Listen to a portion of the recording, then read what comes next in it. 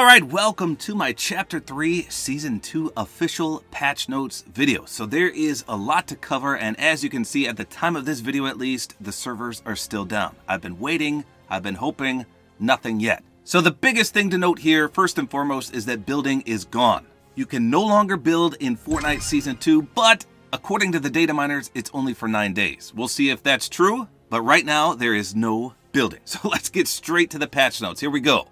First, overshield. It says building has been wiped out. To help maintain cover, you now have an overshield on top of your shield and health. The overshield is your first line of defense. Before your shield and health take a hit, it's your overshield that'll crack. Your overshield will still recover if it goes all the way down to 0. So you've got overshield, you've got shield, and then you've got health. If you get hit, it goes in that order. Your overshield will crack, then you'll take shield damage, then you'll take health damage.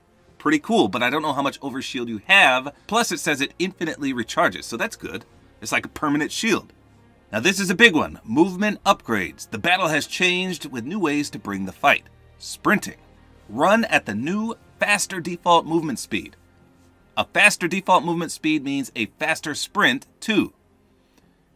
This sprint is so fast that it'll mean pocketing whatever you're holding.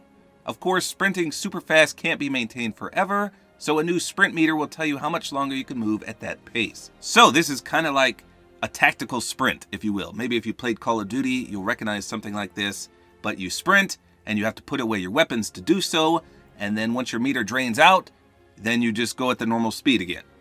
So I think this is going to be like hitting one of those speed bursts in a creative map, I think. We haven't seen any gameplay yet, but that's what I interpret it to be. Then it says mantling. Gaining the high ground has always been key to winning a battle. And fortunately, where your feet fail, your hands will now help you out. If a surface is just a little too high for your jump or a platform just a little too far for your landing, your hands can come into play and pull you up. So obviously to mantle is to almost like parkour over something. So that sounds promising. Next is shoulder bashing. Speaking of sprinting, sprint at doors to bash them open with your shoulder. It's probably not very polite, but at least you look cool doing it. You can also slide into doors to open them now. Wow, so this is like the Kool-Aid man going, oh yeah, through a door or a wall. That sounds cool. Bars to turn the tide. Bar funding returns. As the season progresses, you'll have new opportunities to help direct the resistance. Chip in bars towards pro-resistant devices, as well as use bars to vote for which items to unvault. A different kind of vote is live right now. Instead of an item unvault vote, it's a turret device vote. Different pro-resistant sites need help deciding whether to install a light turret or a heavy turret. With the former, get the classic mounted turret experience. With the slower but beefier latter, do heavy damage to vehicles. The first site that needs help is Sanctuary. So the light turret, as it just said, is just the mounted turret that we're used to, and the heavy turret is going to do a lot of damage to vehicles. Cool. Next it says Armored Battle Bus. There's another way you can contribute with bars right away, funding the Armored Battle Bus. The Armored Battle Bus is a battle bus that's ready for battle. This intimidating metallic machine has just about all the fixins. Chunker's tires, a cow catcher for extra ramming power, and a light and heavy turret. So we'll talk about the cow catcher in just a second. It's not all business with this vehicle though. If you turn the radio on, it immediately becomes a party bus. Once 100% funded, find an Armored Battle Bus in Resistance-occupied POIs. Then we have Resistance equipment. You currently have a wide slate of weapons to work with. Here's what's at your disposal. New weapons, the Combat SMG. Like the Combat Assault Rifle and Combat Pistol, the Combat SMG packs a heavy punch. Tame its recoil to get the most out of its exceptional power. The Striker Burst Rifle. The Striker Burst Rifle is a burst rifle with a customized sight. Strike with this 2-shot semi-automatic weapon as you aim with the scope. Unvaulted weapons include the Thermal Scoped Assault Rifle, adjusted semi-auto fire, fires faster, reduced damage, increased recoil. So now it fires faster. I think it's fully automatic though. It used to be semi-auto and now it can fire much faster. The Drum Shotgun is back and it was adjusted. It fires slower, slightly increased damage, tighter spread, better fall off. The Revolver is back, fires faster, reduced damage, higher accuracy. Remote Explosives, yes, C4 is back. Increased damage as well, but that's just against vehicles. The Thermal Scoped Revolver, exotic weapon. The Storm Scout Sniper Rifle, exotic weapon. Though not a weapon per se, shockwave grenades are also back. Then we've got the Chapter 3 Season 1 returners, so all of these are making a return. The Ranger assault rifle, the Striker pump shotgun, the auto shotgun, the sidearm pistol, the Stinger SMG. Ugh, the Hunter bolt action sniper, puke. The Shadow Tracker exotic weapon, I bet most of you didn't even know that was still in the game in Season 1 because you could only get it from the malfunctioning vending machine and it was super rare. I got it one time and I was level 300 plus. One time, that's it. The Marksman 6-shooter exotic, the Dub, awesome, still here, exotic weapon, and the Boom sniper rifle, obviously exotic. Then we've got Land and Sky, POI Possession. The Resistance and IO are locked in head-to-head disputes to claim the island's POIs. You can tell if a POI is occupied by the IO if you see an IO blimp overhead, Titans, IO guards, and siege cannons. While a POI occupied by the Resistance may feature an armored battle bus, sentry guards, and turrets. So that's crazy. We're going to talk about all these things in just a minute, but apparently either the IO can have a POI or the Resistance can have a POI. That's cool. So IO blimps, what do they do? The IO having a bird's eye view of the island may seem intimidating, but you can still access their blimps from the ground. IO blimps are attached to the ground via zip lines, so zip up to an IO blimp and claim its loot for yourself. How do you get back down? Either use a zip line, use the draft of a fan to begin gliding, or launch yourself with a siege cannon. Cool.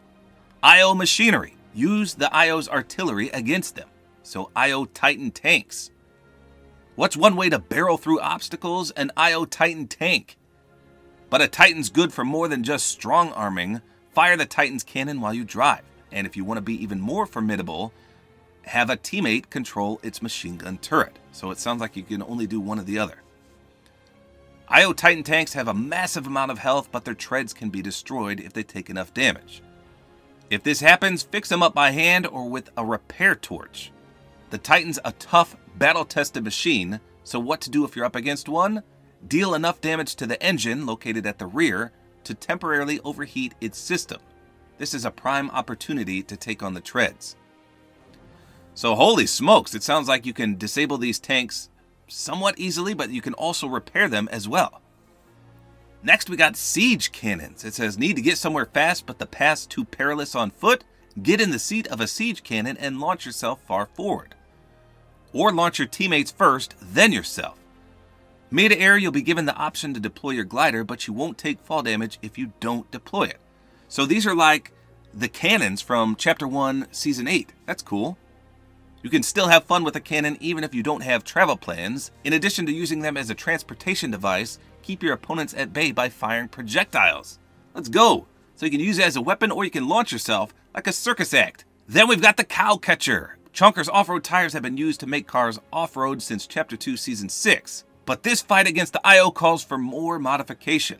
Available now, throw a cow catcher on your joyride vehicle to boost its ramming power. Blockades and other vehicles beware. Throw a cow catcher and chunkers on the same vehicle for the ultimate expedition. Then, the repair torch. We mentioned this earlier, but it says a healing item for your vehicles. Whether your mud flap's been subject to explosives, your motorboat's been running too long on land, or your Titan's been targeted at the treads, fix it up with a repair torch. Repair torches restore the health of vehicles, and if they run out of fuel to ignite, fill them back up at the gas pump. So you can refill these as well. Cool. So then it talks about the Battle Pass, but I'll cover that in a separate video, and it says later on in the season you'll be able to unlock World Classic Criminal Prowler in the Battle Pass.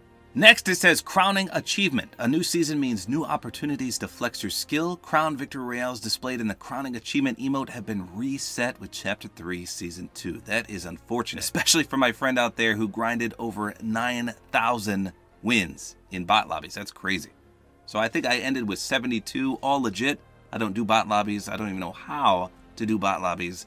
Those were all real wins, 72 for me. And then lastly, it says balance changes, improvement to first shot accuracy mechanics. Weapons with first shot accuracy, such as the Ranger assault rifle, will now reach the state more smoothly, resulting in more, quote, near perfect spread accuracy moments. Nice.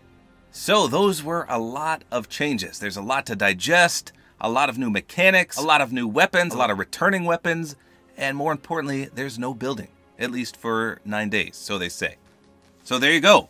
those are the patch notes for Chapter 3, Season 2. My queue time just jumped up to almost an hour and a half. Are you kidding me? So I can't do any gameplay until this queue ends. Hopefully you guys enjoy this video. Like is always appreciated. And if you buy the Battle Pass when you get in, please consider using my code, which is tabortime.